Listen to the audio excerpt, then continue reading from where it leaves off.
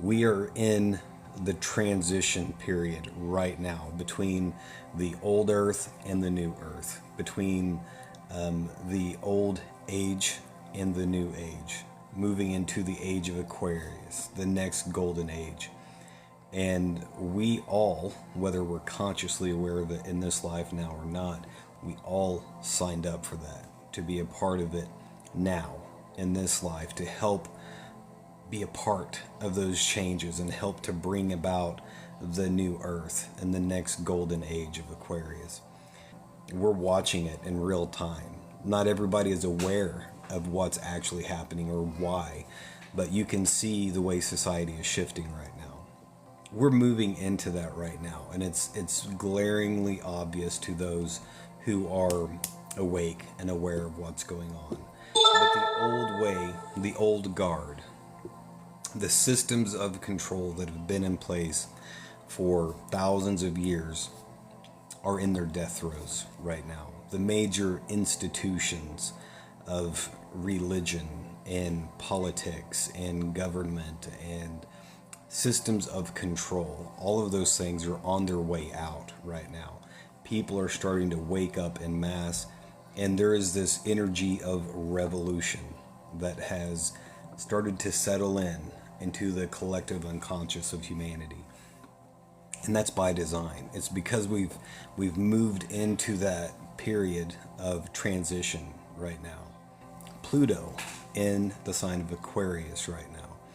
Pluto as a planet it represents death, but not just death as such. It represents the end of cycles. It represents transformation, revolution, major innovation and changes, right?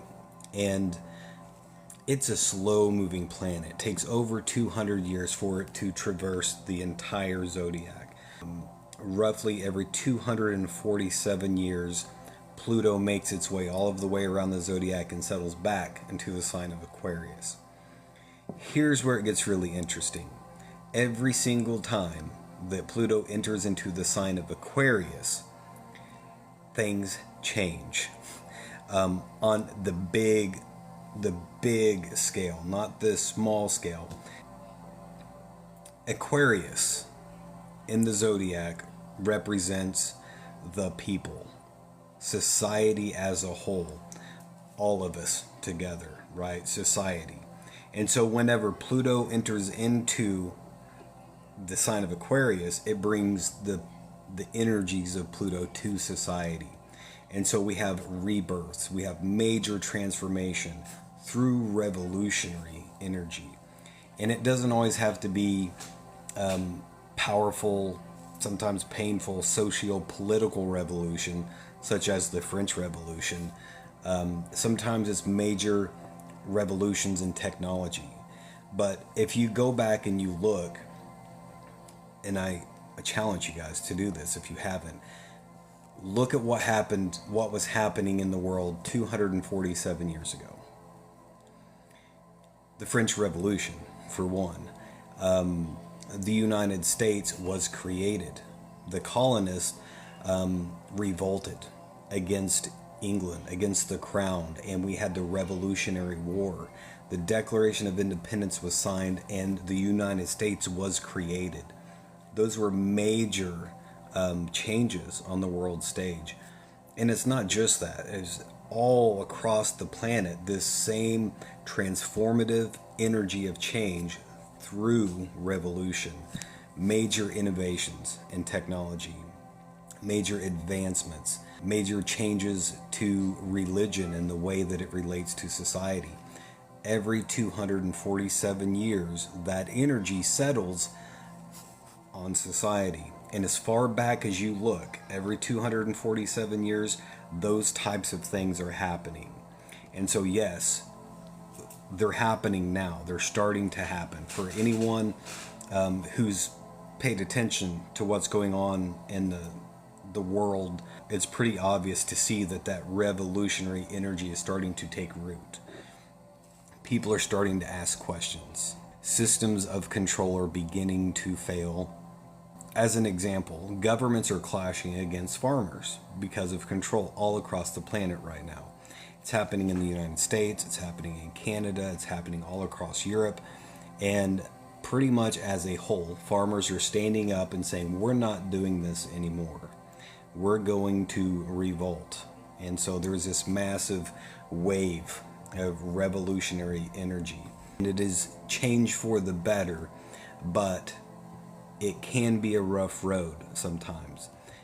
As an example, the independence of the colonists and the creation of the United States as a country. Was it a good thing or a bad thing? It depends on how you look at it and what side of the fence you are on. To the crown is probably a terrible day that they don't like to celebrate. To Americans, it was one of the best days in our history, right? It was when we were first created as a nation, and the signing of the Declaration of Independence. Revolutionary War was not a great thing. A lot of people fought. There's a lot of bloodshed, but that's the way of the world. Those things tend to happen, and they happen in cycles. And every 247 years, as far back as you want to look, these things were happening across the planet. But it's like equal parts revolution of the socio-political landscape and equal part revolutions to our way of life through advancements in innovation and technology and revolution within spirituality. So go back. I won't even tell you this stuff. I think your mind will be blown if you do this for yourself. Go back and look every 247 years. I've looked back 3,000 years. And without fail, at every cycle, there was major revolution on both sides. It's like two sides of the coin. 50% of that energy is revolutions socio-politically, like nations, governments being overthrown, like the French Revolution, the monarchy being overthrown in favor of democracy, those sorts of things. And then the other 50% is major revolutions in technology. And part of the reason why I wanted to share this, guys, is because that's where we're at right now. Pluto is just moved into Aquarius. It's getting ready to retrograde back into Capricorn for a few months.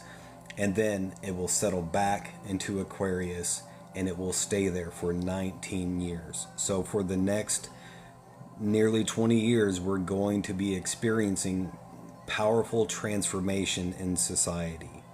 Not just, again, socio-political upheaval, but we also will be seeing major innovations and revolutions through technology as well as within spirituality. China has just discovered a cure for diabetes. That is huge. I cannot tell you how huge that is. Millions of people lose their life all the time due to diabetes. And the unfortunate thing is, it's a completely preventable disease. It is almost entirely caused by our diet because of the amount of artificial manipulation of the food supply and the absurd amount of sugar that is in modern diets. It has been a death sentence for millions of people. Scientists in China have discovered a cure, not a treatment, but a cure. It's been through the trial phase. People have undergone the treatment for it. The stem cell technology that causes the pancreas to be able to regenerate and then increases insulin sensitivity to the point that they no longer have to have insulin. And it reverses the symptoms of diabetes.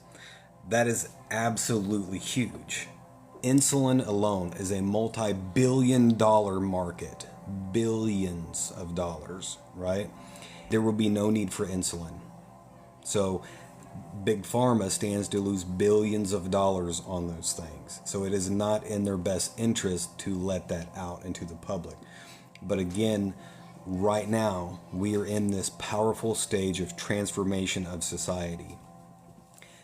This is also why the United States government just started releasing information on extraterrestrials, the disclosure.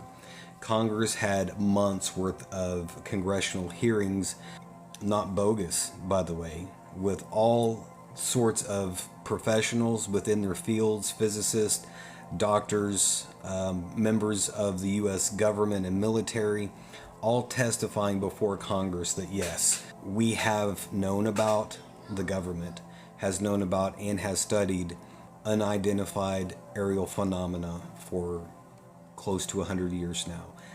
Not only that, but they know that there are extraterrestrials that exist, and we've made contact with them. Our government has. Our government has in their possession alien technology and spacecraft. They've admitted this to the public through congressional hearings. That's part of Pluto and Aquarius. The truth will be revealed, and it will be revolutionary to society. It will change our understanding about the way the world works.